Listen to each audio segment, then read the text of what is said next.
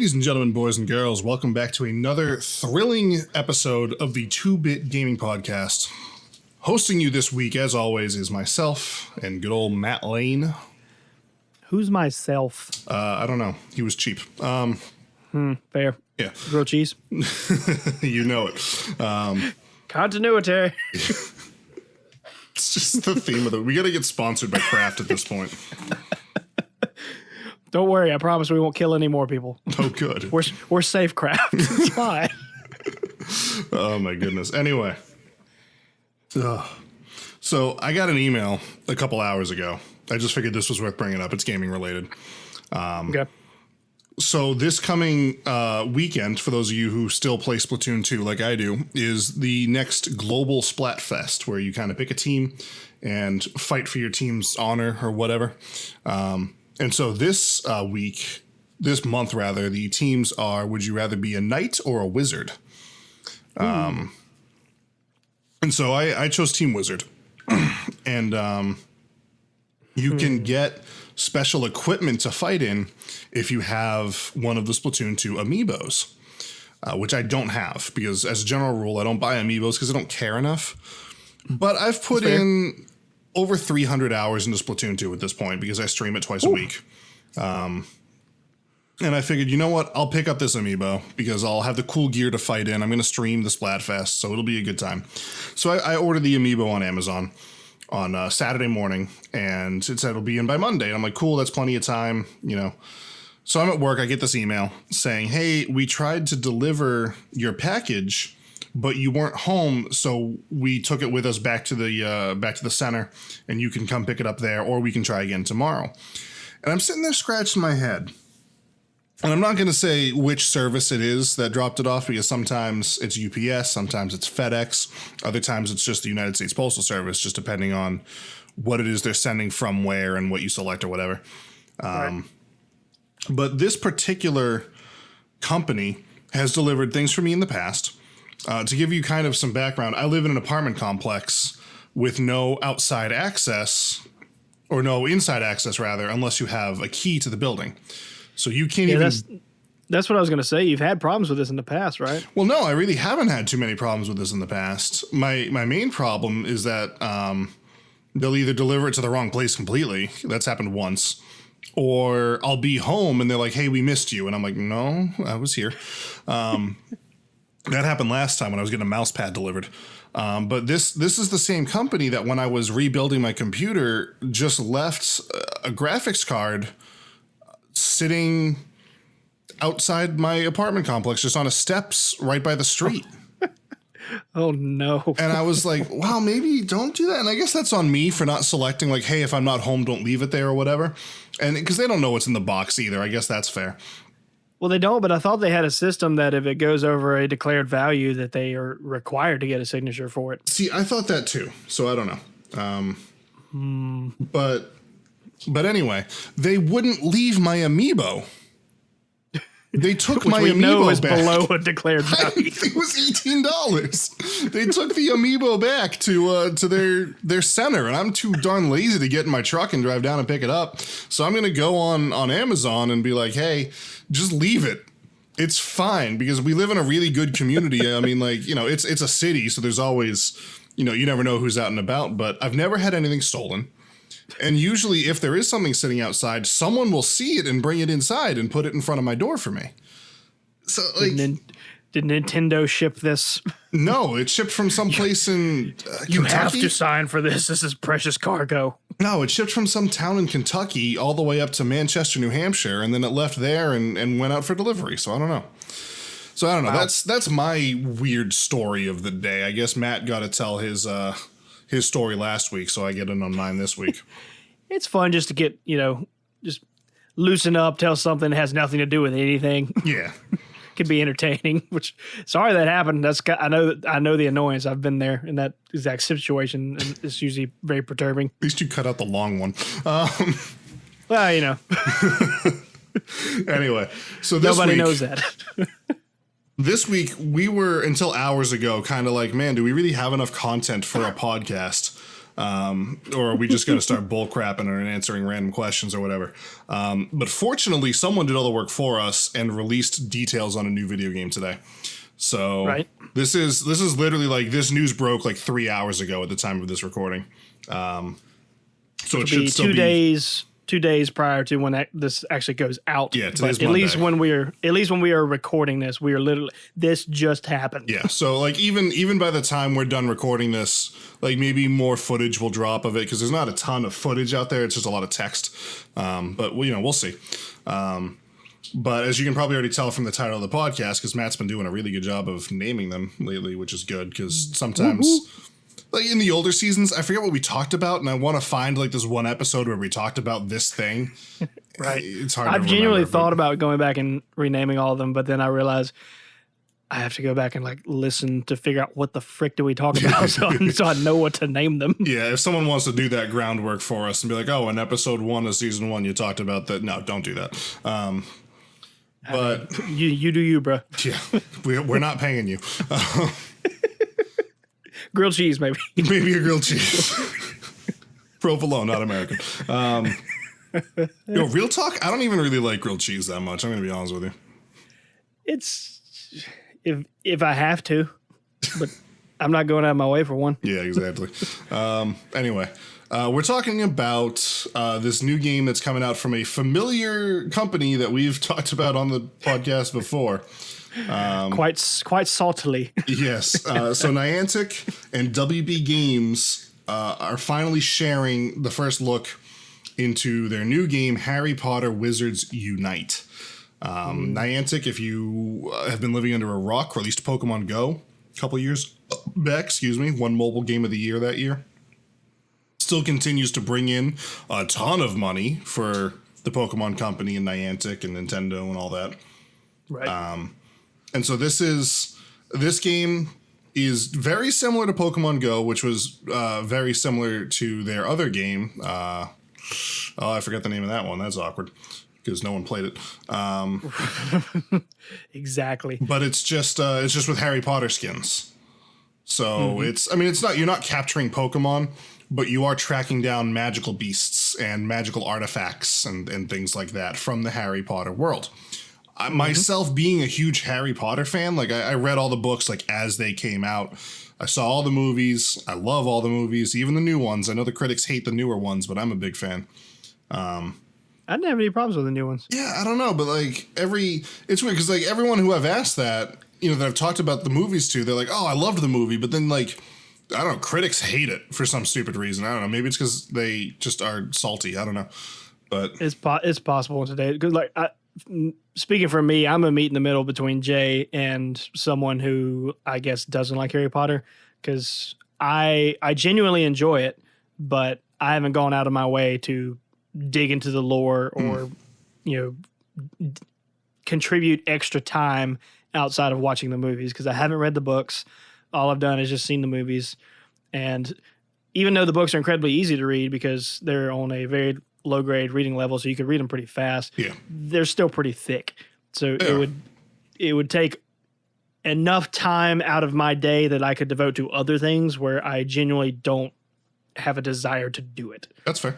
At this point, Yeah, I hope maybe one day that changes and maybe I have enough time to do that because it's good enough where I wouldn't mind doing it, but because of that fact right now, it's not enough to pull me to do that. Like I don't want to give up other things to commit to this, if that makes sense. Yeah, like you'd rather play Sekiro Shadows Die Twice, which comes out in 11 days, than you would rather sit down and read Harry Potter and the Sorcerer's Stone. Or if you're from any other part of the world, Philosopher's Stone, because they renamed it for America because we're stupid. America. They were like, oh, Americans aren't going to know what a philosopher is. We'll just call it the Sorcerer's Stone. Yeah, I don't know.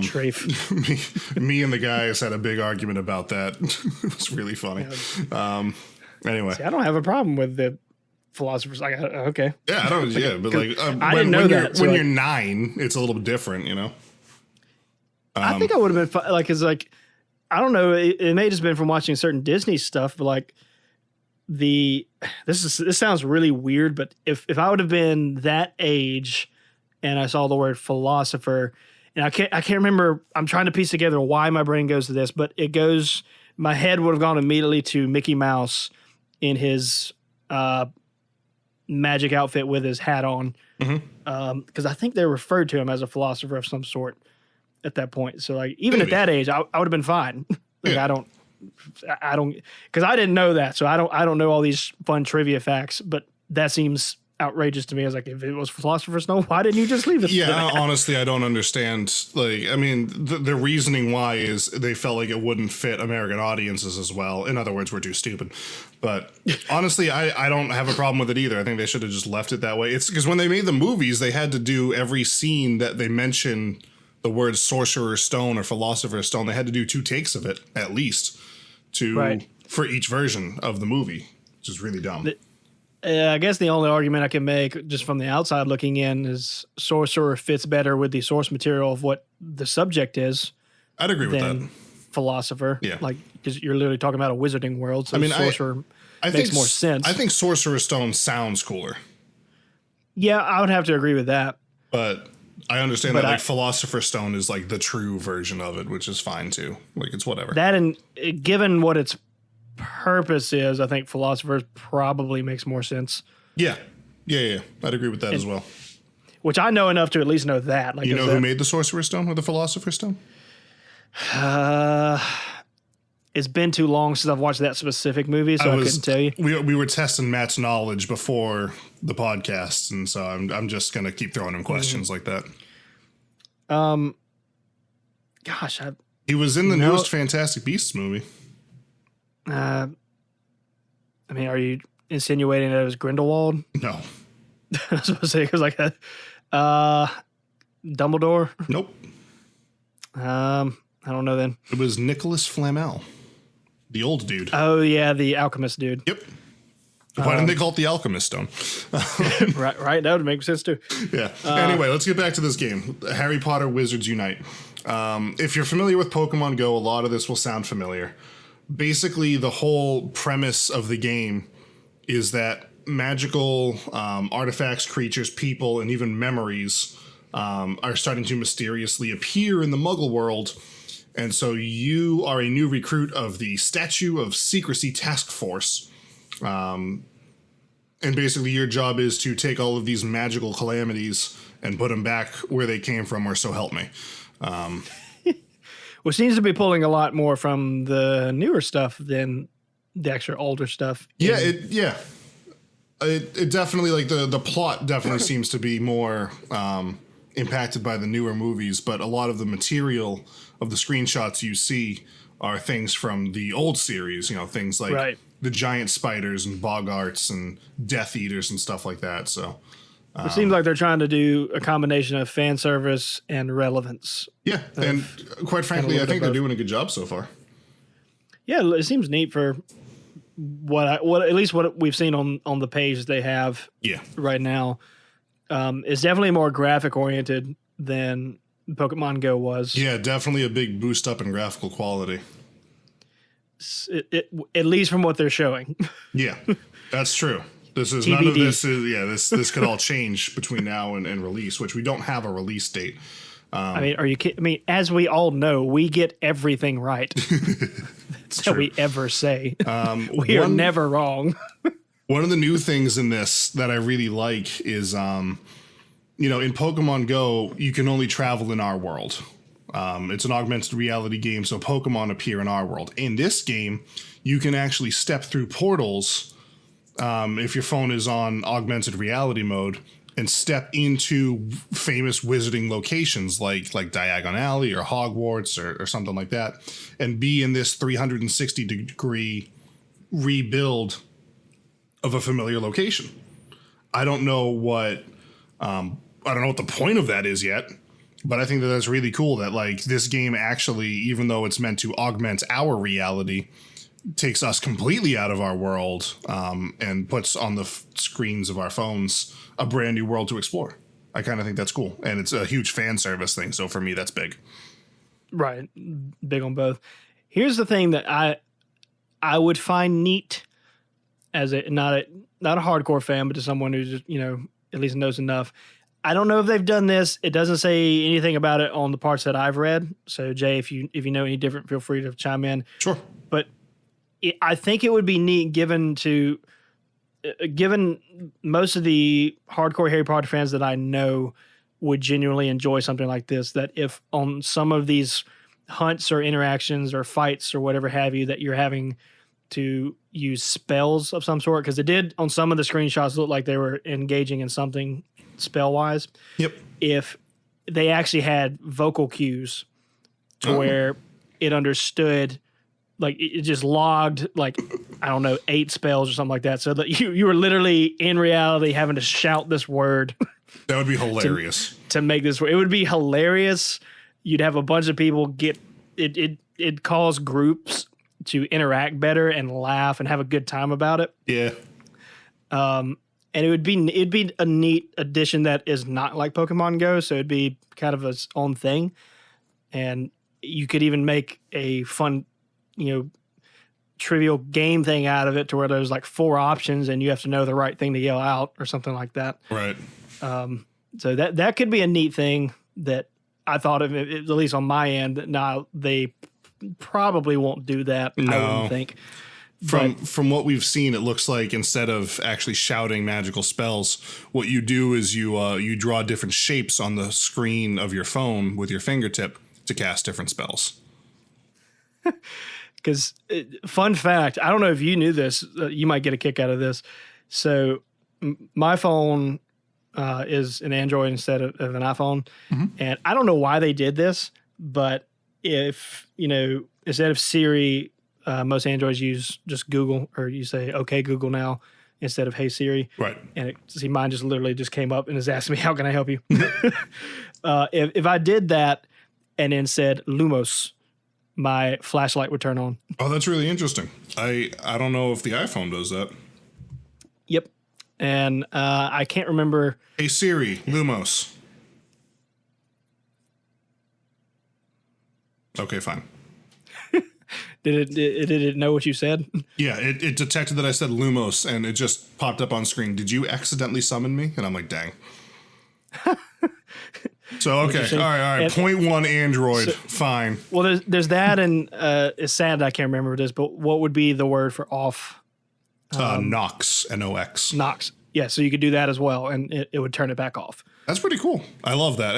And Siri actually, shut up, it's Siri. It's so random. Siri did that with Pokemon Go, is she actually had Pokedex information for the first 150 Pokemon. You could ask her, like, hey, Siri, tell me about Bulbasaur, and it would pop up on screen, and it would just tell you all about it. Shut Interesting. She's still. I have information to give you. Yeah. I'm trying to be helpful, and I'm just telling her to shut up. So I don't know. Maybe Siri will integrate that kind of stuff now because of Harry Potter coming to iOS, but I don't know. I doubt it. Right. Which I could care less about what phone it is. Like I don't care. But like it. Right. I'm not an iPhone master race guy. It's so weird to me that they did that. I was like, why? I mean, it's cool. Yeah. But like, what made you think that? Okay, whatever works. Which makes me think, like, if this is here, that makes me think there's all sorts of Easter eggs that you could probably do with Google now. I'm tempted to Google, like, actually go on Google and say, hey, what all can you do with some neat things with vocal cues on this? Yeah, if you guys know any for either iPhone or Android, please let us know, because we love to screw around with this kind of stuff. But I brought that up for 2 points. One, it's relevant because it's Harry Potter. But two, that's how easy a vocal cue. Like it's some people think it's a little more technical. Not really. Like it's the way phones are now. It's advanced enough to know what you're saying. Oh yeah. If you load it with a pre-dictionary, you load it with defined terms that it's looking for, and you just narrow it down to certain things, it would not be that hard. Yeah, problems that can arise from that are, like, if you're playing in a group, you could cast someone else's spell that they're shouting. Correct. It's easy to sabotage that kind of thing. I think of the old NFL Madden commercial for the Xbox where some guy walked up behind someone else playing it and was just like, hey, Xbox, spike, and just spiked the ball for him instead of doing the play. Well, knowing the way this game would work, I think the reality of how they would do it, if they actually did this, is it would give you the option to push a button to just do it, or give you the option to shout it. Yeah, maybe. But they probably wouldn't actually be options to say other words. It's just either shout it or tap the button. Yeah. One or the other, which then would probably result in people doing it for like the first week, and then after that, just never doing it again. Yeah. It was, I mean, that was the same thing with the AR feature in Pokemon Go. It was like, you know, for the first week, I had that on where I actually had to, like, you know, turn my phone around and turn around to find where this Pokemon is in real life around me. But after about a week, I was like, and just shut it off and just play the game a little easier, you know. But, well, it was a double whammy too, because and this seems like an oversight on their part, because there's no reason it should take as much as it did. Like, that would murder your battery. Yeah. If you left it on that mode. That's like, true. In comparison to how drastic it was on the other mode, it was crazy. Yeah. Which I get that it has your camera open the whole time, so some battery is going to have to be used, but the amount more that it was crazy. Yeah, the game definitely wasn't optimized when it first came out, and we've gone on record talking about how bad it was when it first came out. I mean, the game runs just fine now. You know, I have a very old iPhone, and it runs just fine, so... I mean, we say all that to say we still played the crap out of it when it came out. You know, we dealt with it. It was, I mean, it's fine to critique. It's fine to critique your favorite games. In fact, I encourage you to do it, and don't just be blinded by the fact that you like a game so much. You know. Yeah, don't let your love for a game blind you to its faults. Yeah, because it's nice to have them. Just to kind of draw some parallels, I'm going to go into this next little part, assuming you guys are somewhat fundamentally aware of how to play Pokemon Go. That's fair. So, and if you don't, this part might not make sense, but you can probably still glean some stuff from it. So obviously you don't have Pokeballs in Harry Potter, and instead you have spell energy.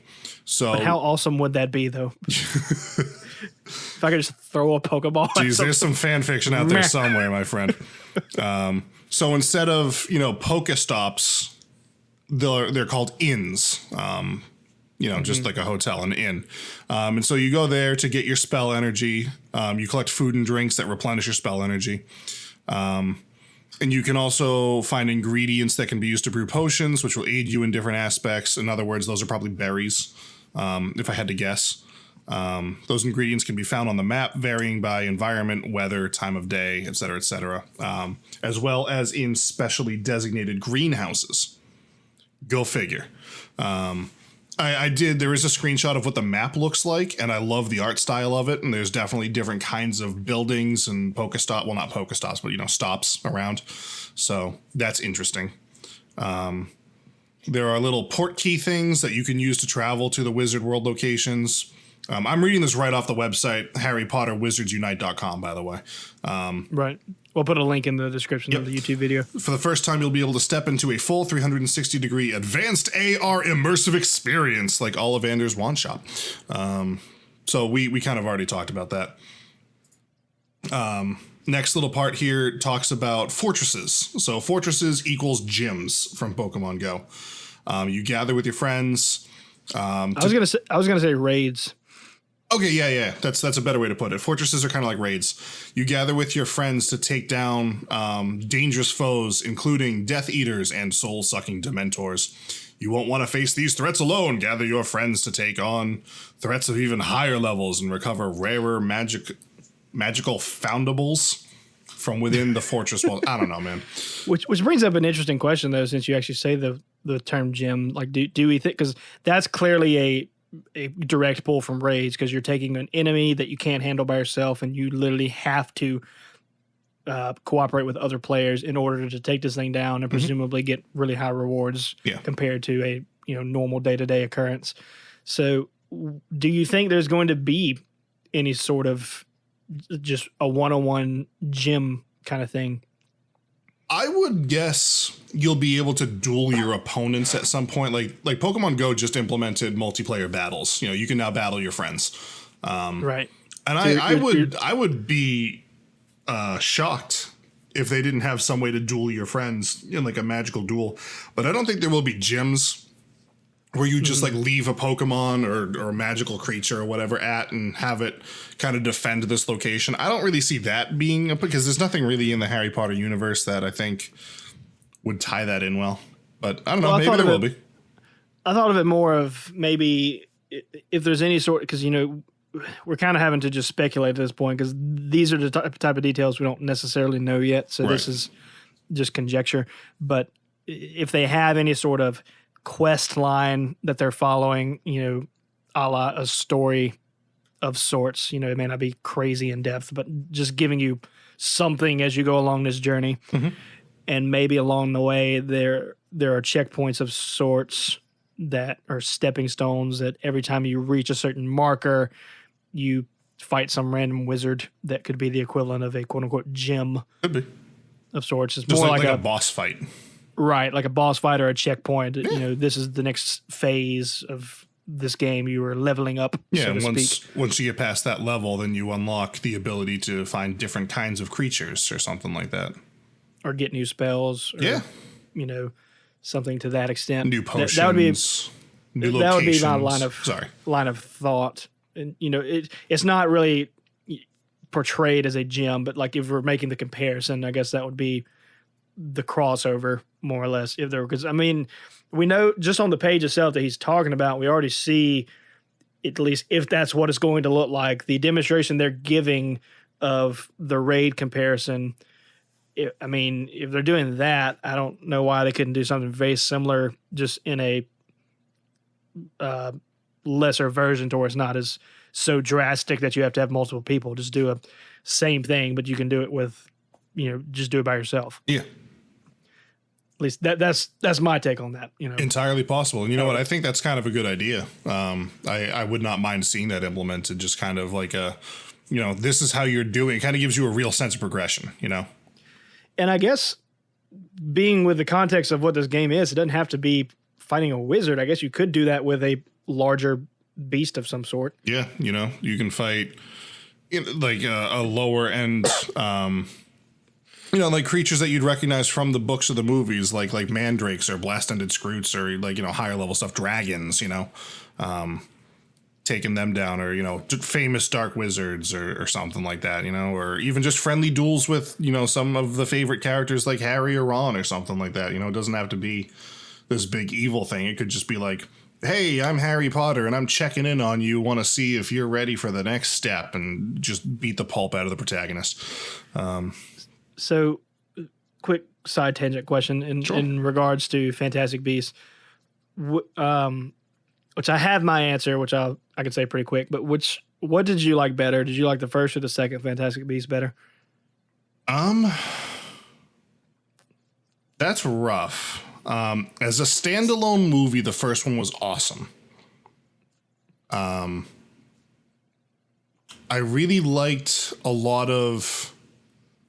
They really fleshed out Newt Scamander's character a lot more in the second one. You got to see a lot more of his skill, a lot more of his knowledge. And I really liked that. And there were definitely some parts of the second movie where I was like, why are we doing this? But we also don't know the whole story yet, so I don't know. Correct. That's the danger of critiquing movies in a series before the series is done. Yeah. There might be unanswered questions for a reason. Mine's easy. Mine's the second one, easily. The second one was a great movie. But that's coming from a not necessarily a huge Harry Potter fan. The first Fantastic Beasts was rather boring, more or less. There was like a good 25-minute stretch where it was like, we've done nothing. Right. It came in waves. Yeah. The second one was a lot more action oriented. Well, what I came from it, the first one, I was thinking, I feel like when I came out of it, I was like, I feel like if you were a Harry Potter fan, that you love that, right? More or less. But if you weren't, it was just like, yeah, it was good. It was entertaining. It was just kind of yeah.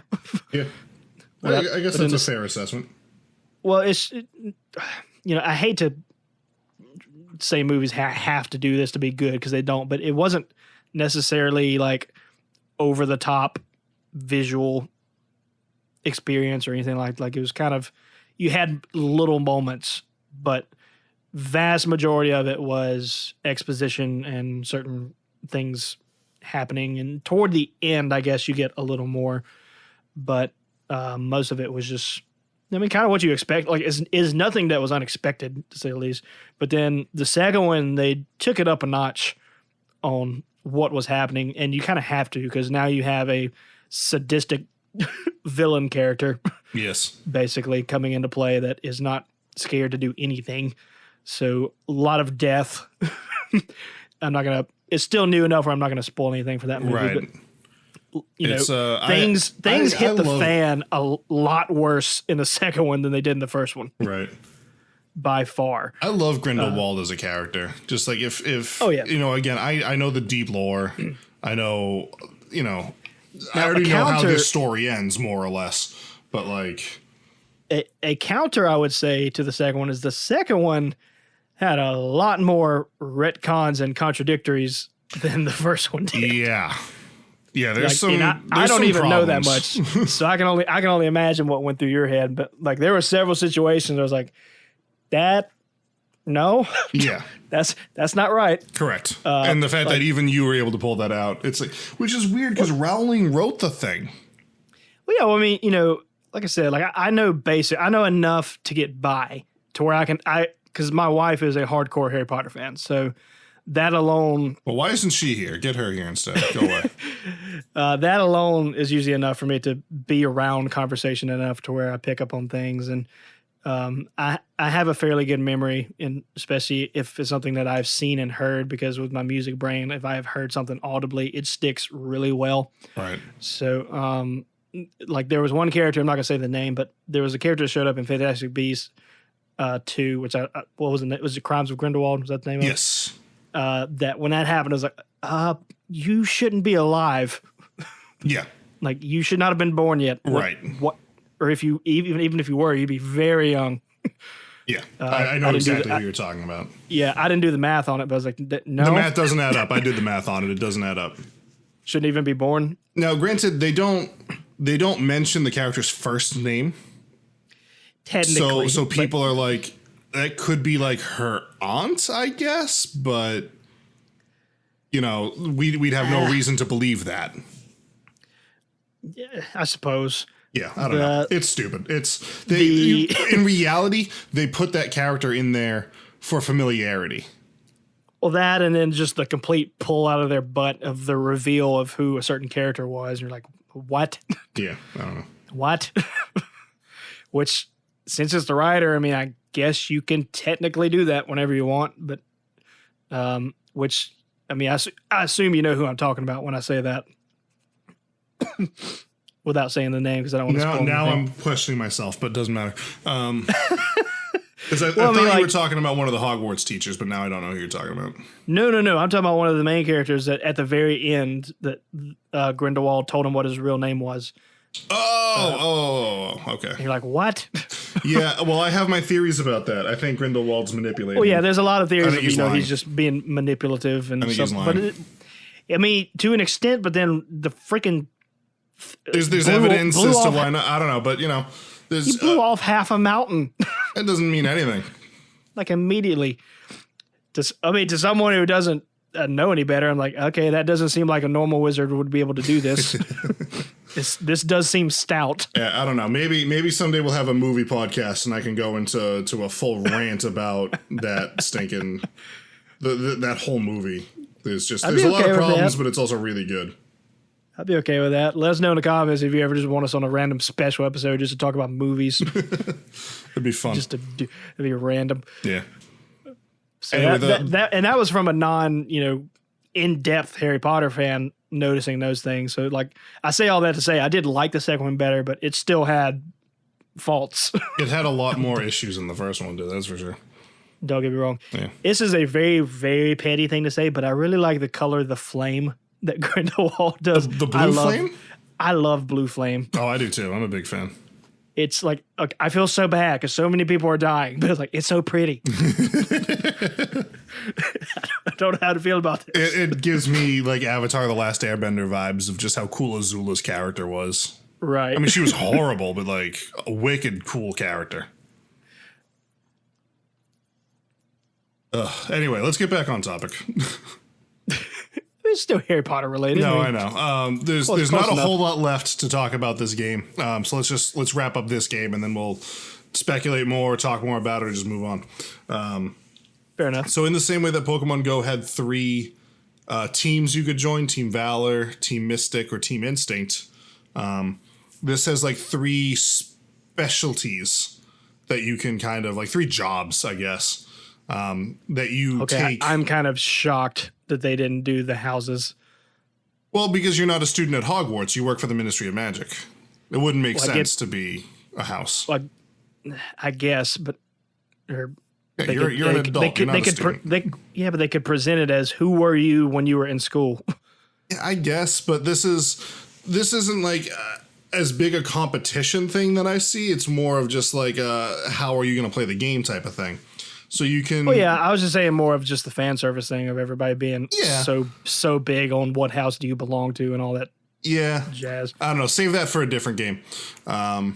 Save that for like a Harry Potter MMORPG. I'm gonna write that down. Anyway, so you can choose to specialize in one of 3 different areas through different professions. You can be an aura, which is like a dark wizard catcher, kind of like a cop. A magizoologist, just a zoologist for magical creatures, or a professor. And they all have their own unique skills and abilities that will come in handy at different times, particularly during wizarding challenges, which whatever the heck those things are. But TBD. Yeah, exactly. A lot of this is TBD. There's no release date on this yet.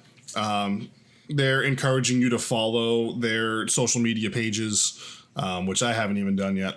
And then if you have an Android, you can actually pre-register for the game, get you a chance at getting in on like a beta. And for iPhone users, it just says stay tuned for more updates. So if you got an iPhone like me, you're shedding a single tear right now. Pour one out for your iPhone friends. But my biggest request to Niantic and all of this. So Niantic, if you're listening, which you're probably not, of course. But if you or anyone who works for Niantic, if any of you somehow hear this, just don't do what you did with Pokemon Go, or don't do a Fallout 76 or anything like that. If it's not ready, don't put it out. Yeah. Just, I'm okay. It's fine. We can wait. I'm probably not going to play this anyways, but if I were, I could wait. It's like, I would rather, I think Jay already said this on the podcast before, like I would much rather wait and it be ready than get it early and it be flawed. Yeah, I mean that's Miyamoto's philosophy from Nintendo. That's not me who said that. That was Shigeru Miyamoto. Is a rushed game will be bad forever, but a delayed one will eventually be good. Right, which is a perfect quote. Yeah.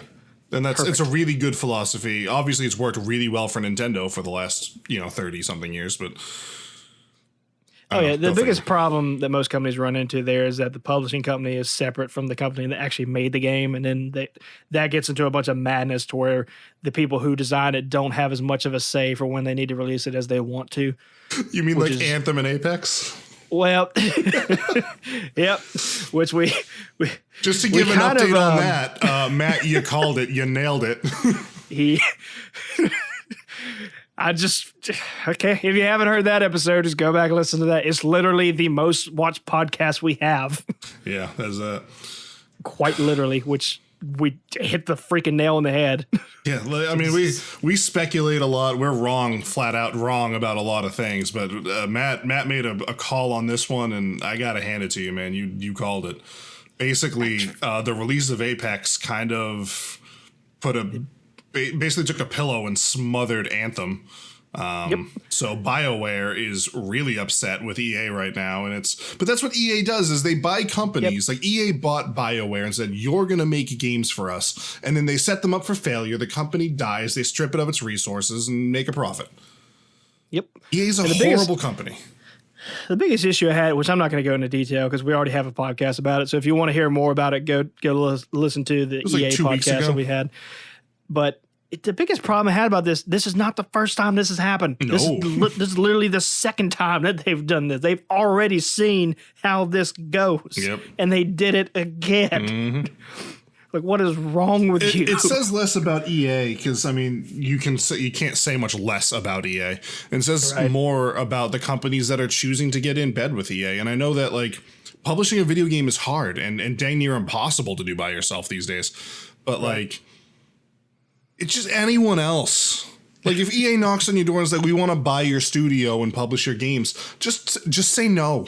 Someone else will come knocking. Just say no and use the fact when you're talking to other companies that, hey, EA tried to get us. Yeah, just be like, hey, EA's looking at us, but you know, maybe you can make another deal. I say that. I know it's probably incredibly difficult to turn down something like that because EA has a crap ton of money regardless of how bad they are. Right. Because I mean, at the end of the day, they've got sports games like by the throat. Right. So we're more so just ranting. If you are an actual company and you are struggling, I mean, yes, obviously take the offer. Just know what you're getting into. Right. Well, that's all I got for Harry Potter as far as this new game coming out. This is not the Harry Potter game I want to play right now. I'm really looking forward to the one that's being developed by Portkey Games, which was a studio developed specifically to make Harry Potter games. Portkey is a magical artifact from Harry Potter. It's an open world RPG that takes place in the Hogwarts area. You're a fifth-year student, and you're trying to like solve a mystery or something like that. I don't know. It's an open world RPG. That's all I need. And I'm really looking forward to that game. We don't know anything beyond the vague plot of it, but I'm really looking forward to that game and to playing that game. I mean, this one I'm gonna obviously still play. I'm gonna have a hard time juggling between it and Pokemon Go because everywhere I go, I'm gonna have to open two different games to, you know, catch Pokemon and then do whatever you do in Harry Potter. But that would be a fun thing to revisit once this game has been out for a little while to see if one has overtaken the other and you dropped one of them, more or less. Maybe. Regardless of which one it may be. I mean, I love both of these series. I grew up with both Pokemon and Harry Potter. I still, you know, follow the Harry Potter lore and I still play Pokemon games. It's like, you know, if I had to ship one away forever and only have one of these things, I'd probably keep Harry Potter and ship away Pokemon, but that would be very difficult to do. Interesting.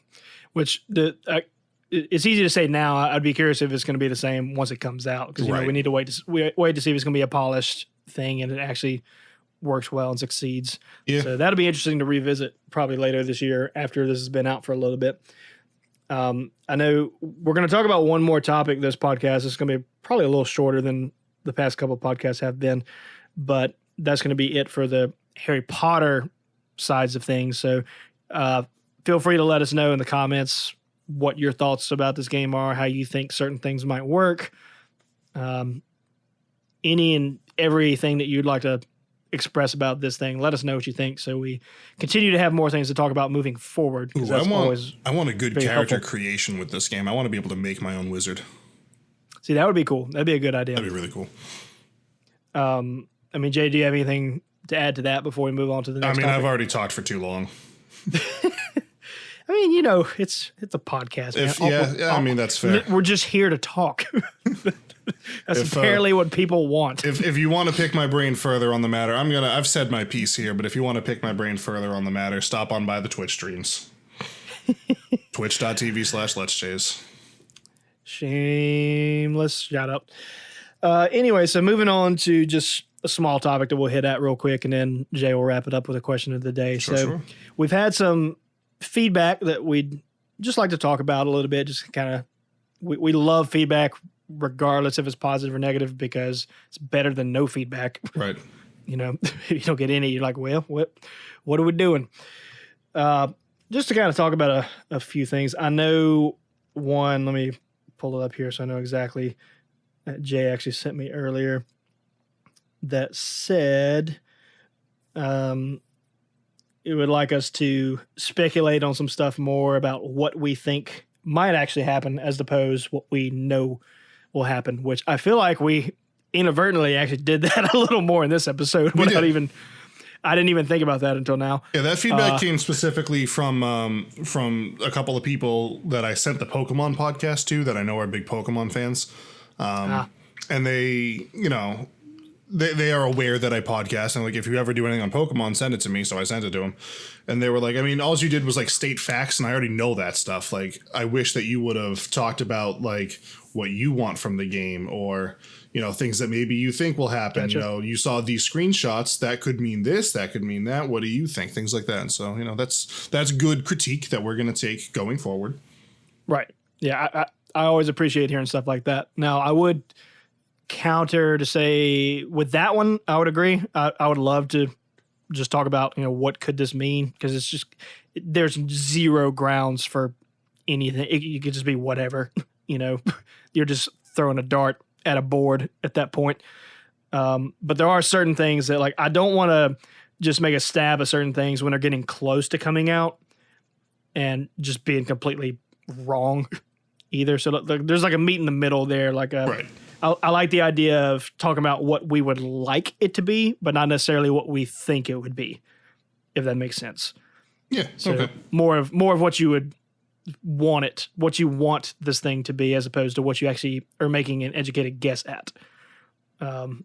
It would be the way I'd approach that. But yeah, great comment to whoever that is that actually said that. And appreciate Shout that outs to feedback. my little brother. When I say Hashtag little brother, I 2bit. mean he's 24 years old. He's not a kid, but like, And you can go leave your feedback at hashtag 2bitgp over at Twitter. I don't think you know. Yeah, you don't know how Twitter works. Dude. It's not hashtag.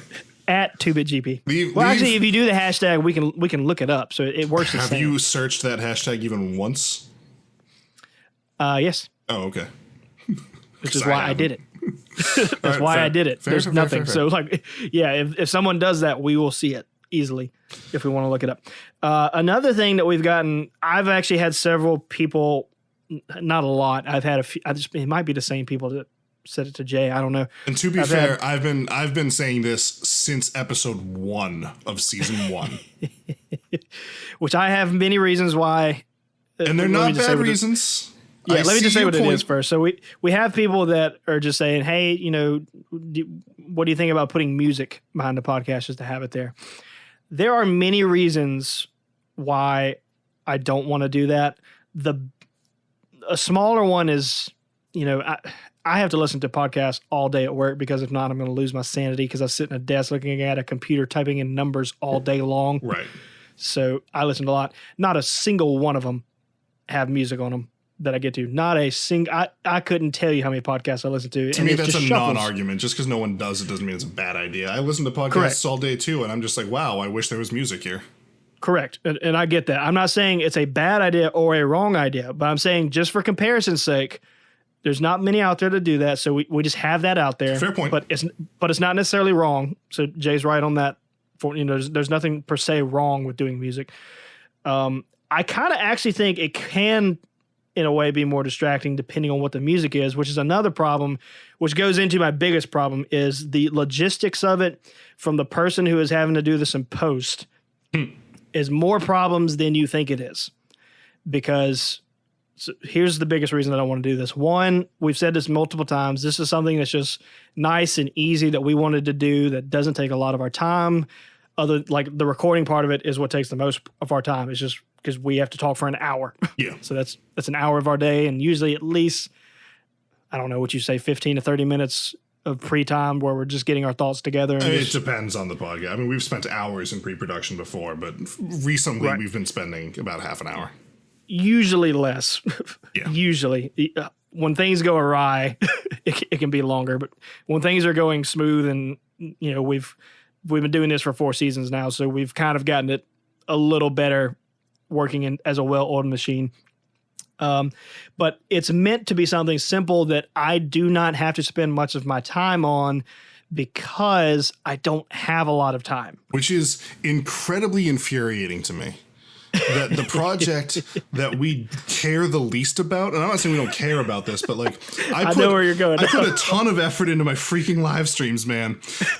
And friggin' a video about games we don't even play, Apex and Anthem, gets 4,500 views.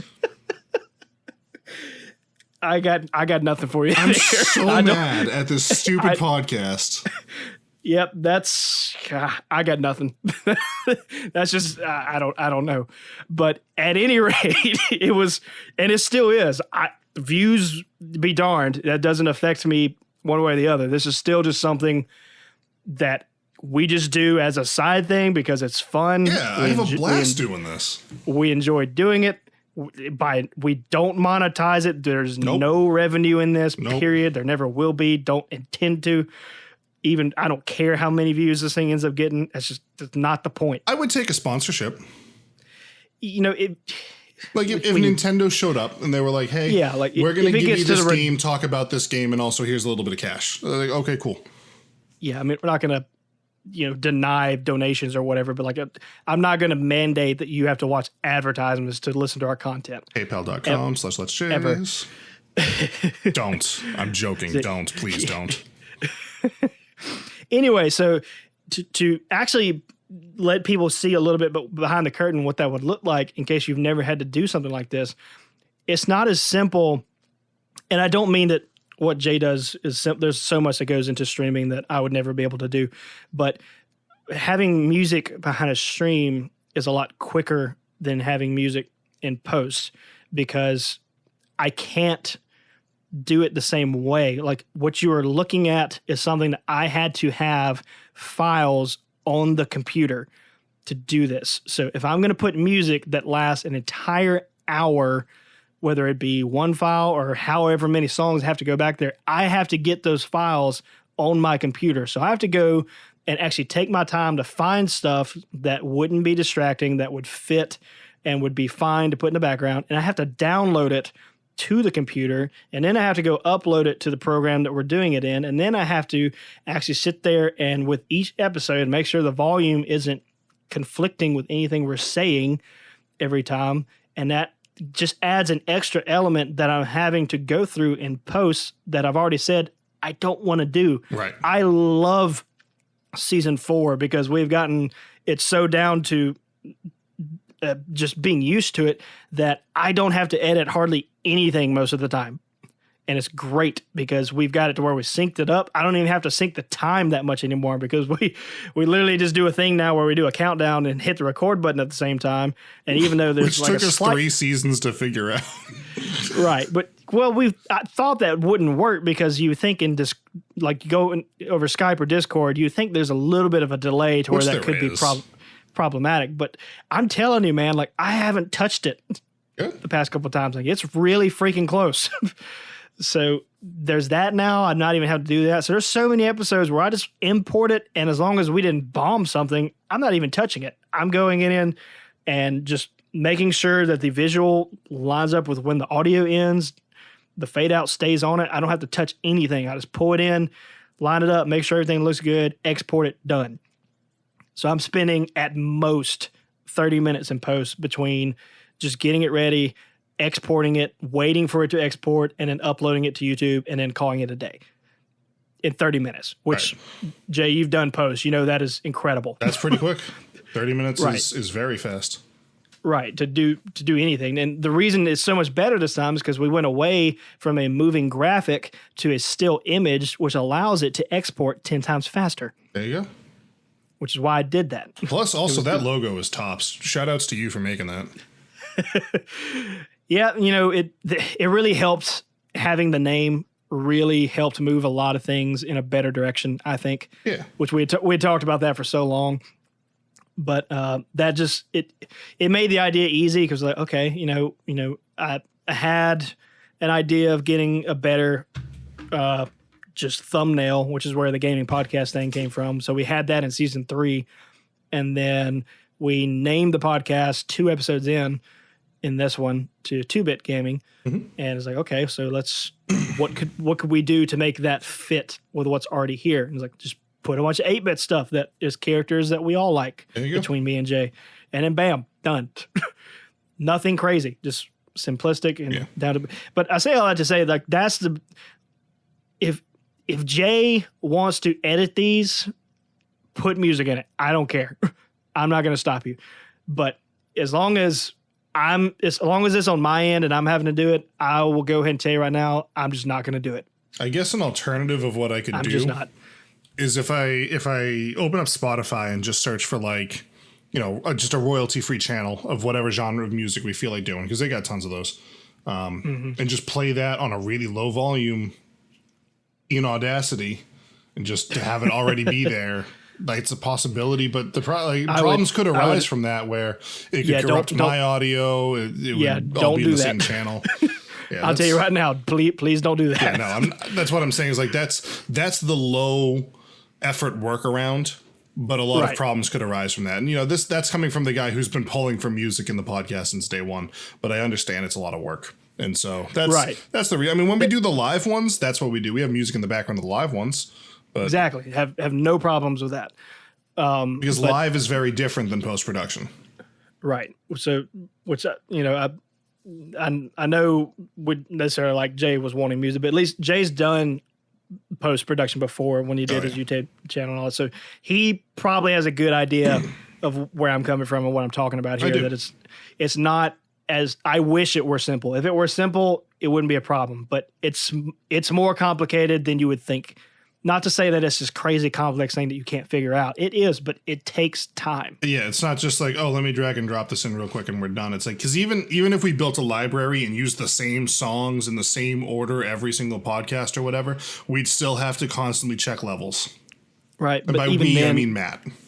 Right. And even then, it'd be a matter of time before someone would complain and want different music or have it in a different order or whatever have you. And then you have to fight with the actual taste of music of what you're picking. And then just there's a lot more that goes into that than I think some people have thought of. Yeah. And maybe they have. I don't know. But if you're watching this on your desktop PC or something like that, just open up Spotify and put on whatever kind of music you want to listen to, and then play the podcast at the same time. Yeah.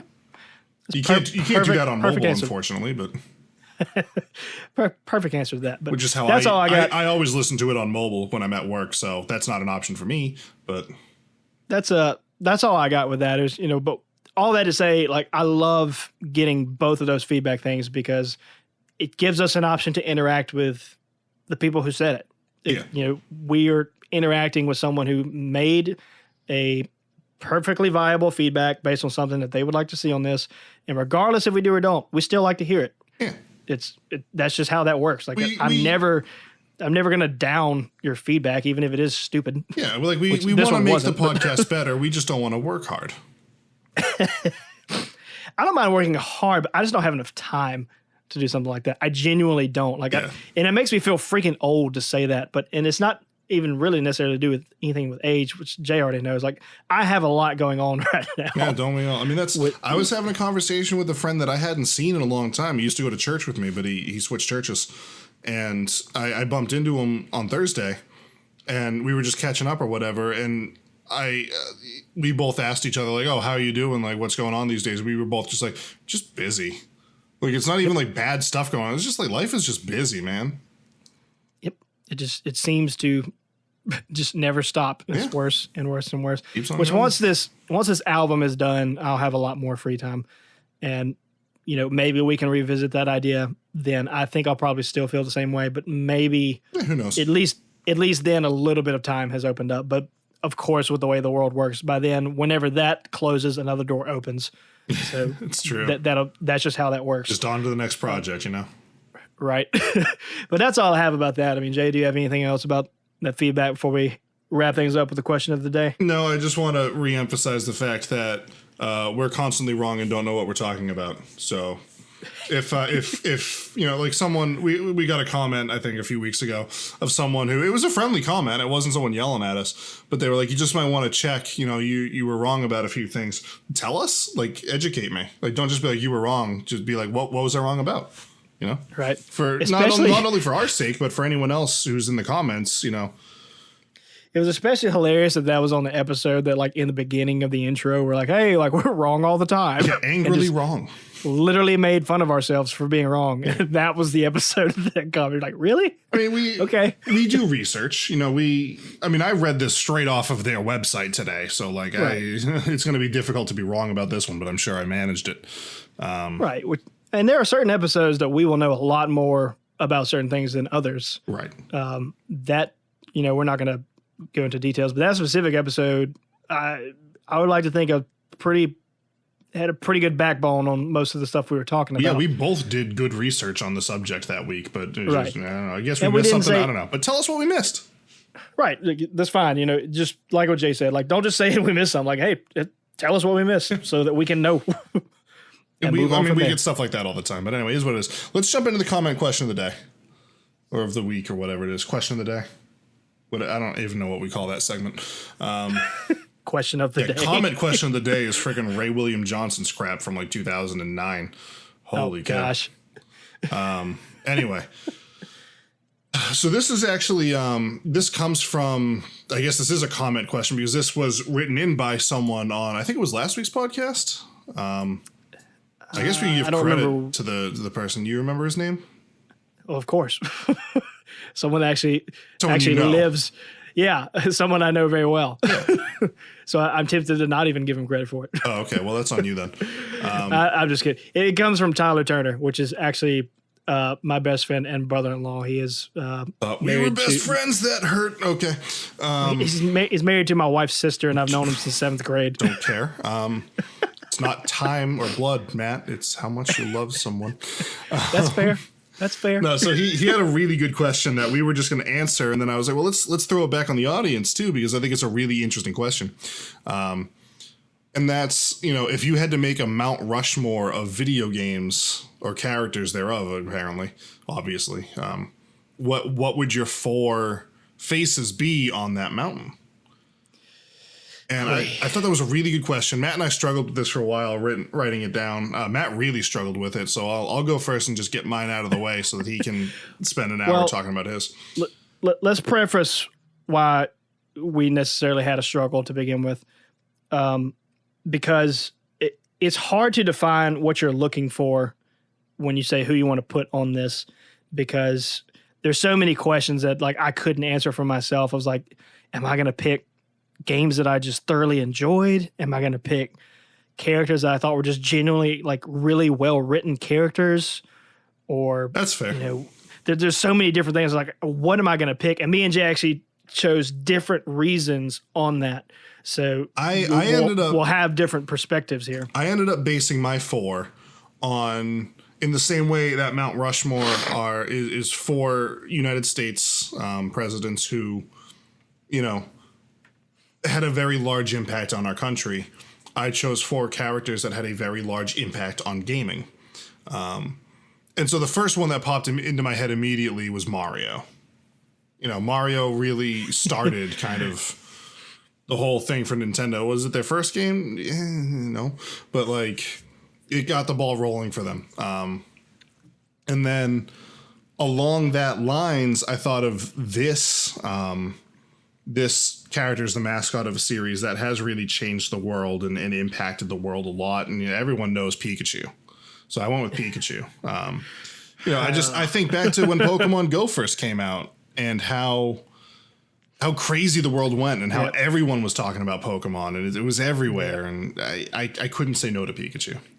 Yeah. Well, based on the premise of why you're choosing him. Yeah. Like that makes perfect sense. Yeah.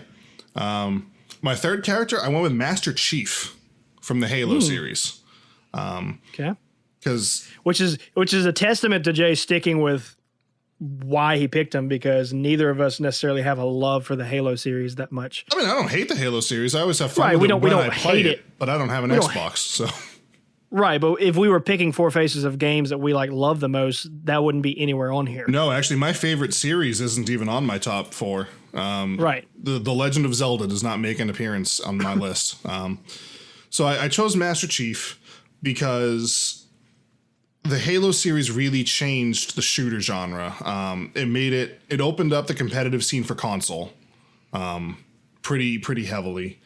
It changed, I don't want to say it didn't introduce the multiplayer, you know, 4-person split screen shooter, because that was, you know, GoldenEye 007. Everyone knows that.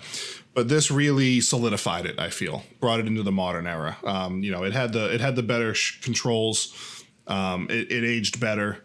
I think it's even more iconic than GoldenEye. Just my opinion. So I chose Master Chief. Okay. And again, I'm not a huge Halo fan. Yeah, I don't dislike Halo, but I don't play the games. I had to go with that. The fourth one, this one might be biased a little bit. But I chose Cloud Strife from Final Fantasy VII. I don't think that's a worthy.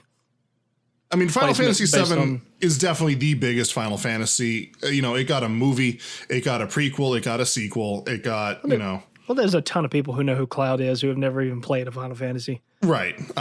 So, like, I think you're founded in that statement. But Final Fantasy VII is also one of my favorite video games of all time. So, it might be biased. I don't know. Matt kind of reassuring me that I'm not, so that's kind of good to hear. But those are my you're four safe. Mount Rushmore faces would be Mario, Pikachu, Master Chief, and Cloud Strife. So I actually hit all of the consoles too, so that worked.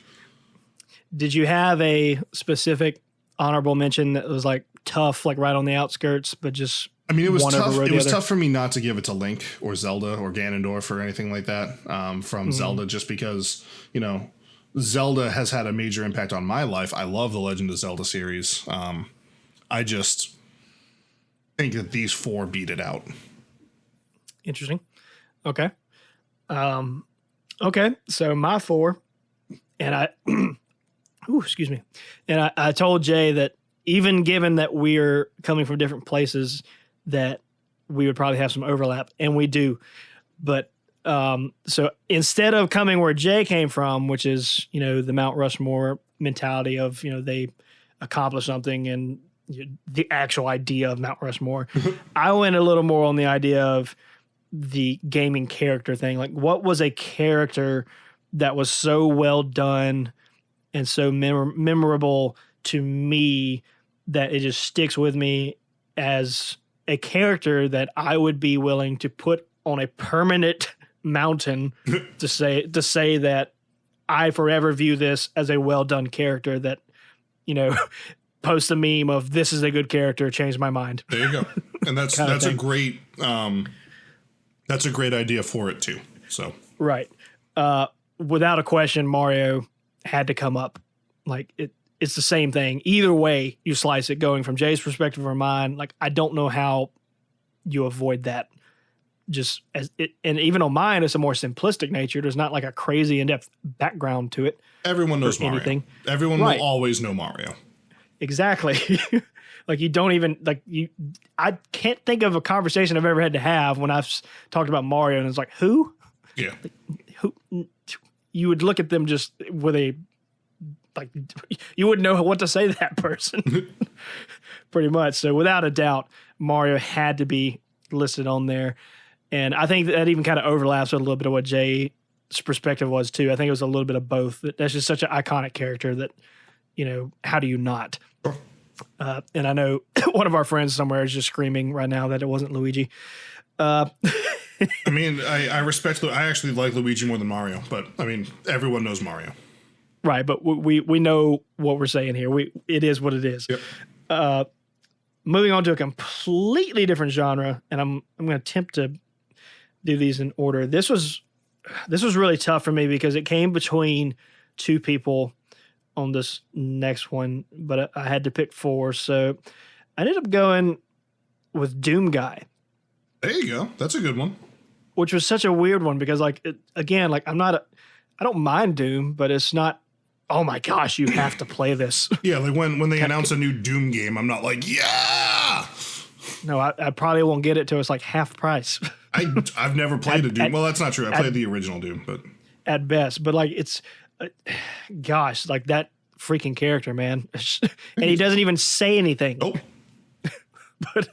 But he's so, like, if you play any of the games, he is so revered, like the demon realm to an extent is terrified of him. They fight him because he's there, but like they're not happy about it. no, like usually once they realize he's there, it's like, oh crap. Well, we better get moving because this might go over really fast. Like even in the new one, like once he woke up, like they were freaking out about it. Like, oh, like who the frick woke this guy up? We had just got him down. Why? right. Why you do this? All right, moving on. Who's number 3? Okay, so number 3, I feel like there's going to be no argument with this one. Joel from The Last of Us.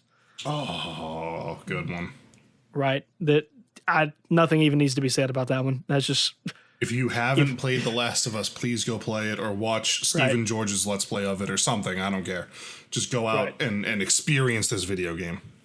And then coming in at number 4, This one also feels a little odd to say out of all the characters out there, but Booker DeWitt from BioShock Infinite. Okay, I've not played BioShock Infinite, so I have no opinion on that. Correct. And you also you didn't play BioShock 1 either, did you? Yes, I did. I've beaten BioShock 1. Okay, you did. I couldn't remember. Oh my gosh, it's just such a beautiful story. This one was this one and Joel were heavy on the story aspect of it and the backline of what this character was and what happens in the game and the impact of it, of how incredible it is and mind blowing when that game it was it was just so good. I mean, we talked about it before. BioShock Infinite is one of those few games that can say that it got a 10 out of 10 on a lot of different scores, and it was for a reason. That game was freaking good. And I would never argue that character being bad, ever. I'm just like, nope. You can think that if you want to, but not even hearing you out. So that was my 4. You got Mario, Doom Guy, Joel, and Booker DeWitt. And I did have an honorable mention that was just right on the outskirts, which was Ezio from the Assassin's Creed series. Another good one. Yeah, it was between him and Doom Guy. I couldn't really... And the only thing that gave me over the edge was like, well, this shouldn't have anything to do with anything but Assassin's Creed really tanked over the years. So I'm just going to let Doom Guy have this one. It's unfortunate that you let the legacy that was not right actually him taint that pick. But well, I didn't have any other grounds. I was like, I got to find a way to decide between them somehow. So that was the best I could do. That's all right. So those are our Mount Rushmores. Curious to hear what yours are. Take some time, think about it, write them down, and we'll definitely read over them. And we might bring it up on a stream or something someday, or we've said this a couple weeks now. We're running out of stuff to talk about because we are in a dry season. Right. We're really, really lucky that this information about Harry Potter came out the day we sit down to record, because I forget what we were going to talk. Oh, we were going to talk about Sony's friggin' new thing that they're doing with how you can play PlayStation Now on your phone or something like that. They essentially punted the Vita to the curb. We'll probably talk about that next week. Potentially. I still haven't had time to test it out yet, so I'd like to get a little more research on it first. Yeah, we have a week. So there's that. I don't know. But if you have any suggestions for us to talk about something like that, it doesn't even have to be a new game coming out. Just be like, hey, what's your opinion on the Lord of the Rings Return of the King for the Nintendo GameCube? I don't know. We'll talk about it. Throwing it back. It's literally sitting on my desk right next to me. I looked over and read the title of the first game I saw. So good game. I love that game. It's a great game. We'll talk about that next week. Thanks, everyone, for coming out, for listening to this. This one went long. Which is funny because we thought for sure this would be short. Yes. So, but that's that. We'll just go ahead. We won't drag it anymore. We'll see you guys next week. Thanks for watching. Have a good one.